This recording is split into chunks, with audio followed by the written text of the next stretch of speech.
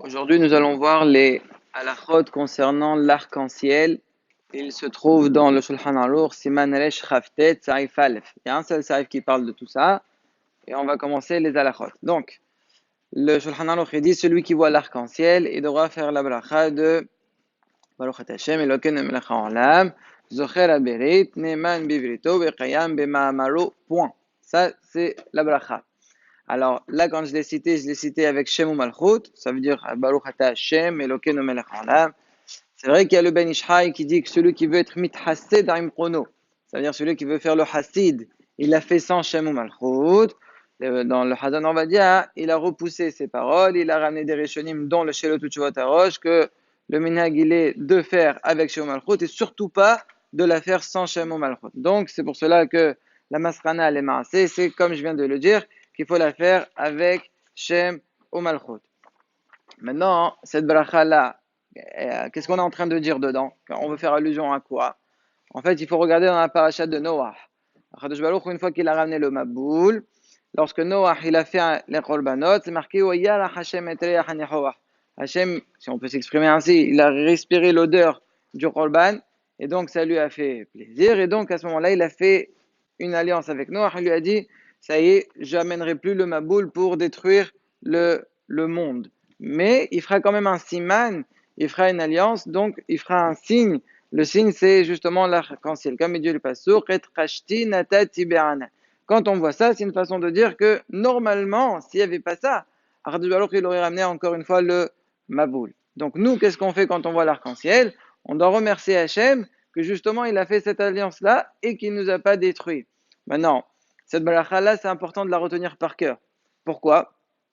Parce que si vous allez attendre de rentrer chez vous, de rentrer dans une synagogue pour aller tirer un livre, le temps de trouver, vous n'allez pas la trouver facilement, ça je vous l'assure. Et le temps de ressortir pour le revoir encore une fois, très souvent l'arc-en-ciel il disparaîtra déjà. Donc c'est pour cela que c'est une baracha, comme beaucoup d'autres, à connaître par cœur. Zocher haberit, ne'eman bivrito, v'chayam b'ma'amaro. Vous allez me dire c'est très difficile à retenir par cœur parce qu'on n'a pas l'habitude de la faire, on ne voit pas tous les jours. D'accord? Alors la solution c'est de comprendre ce qu'on dit. Une fois qu'on comprend, c'est très facile de retenir. Et qu'est-ce qu'on est en train de dire? Il y a une kfilut. Zocher haberit et ne'eman bivrito, a priori ça veut dire la même chose. C'est pas la même chose. Zocher haberit, ça veut dire qu'Akadosh Baruch Hu, il se souvient de l'alliance qu'il a faite, donc il nous a pas amené le Maboul. Maintenant, ne'eman bivrito, ça veut dire bien qu'il a fait l'alliance, tellement les sha'im, malheureusement, ils se multiplient, il aurait pu, Hazé Shalom, enlever cette alliance bien qu'il l'a faite. Alors on dit non, ne'eman bivrito, il garde l'alliance qu'il a faite. Et c'est quoi Vechayam b'ma'amaro? C'est pour dire que de toute façon, la parole d'Akadosh Baruch Hu, c'est ça le mot ma'amar. Le ma'amar, déjà, même sans alliance, Akadosh Baruch Hu, il applique. Puisque au début, Hachem, il a dit la phrase déjà, même s'il n'avait pas fait d'alliance, rien que le fait qu'Akadosh Baruch Hu, il a dit cette phrase, déjà c'est Qayam. Déjà, c'est suffisant pour qu'Akadosh Baruch Hu, il n'amène pas le Maboul. Donc tout, en fait, tout s'enchaîne. Grâce à ça, ça pourra vous aider à ne pas oublier cette bracha.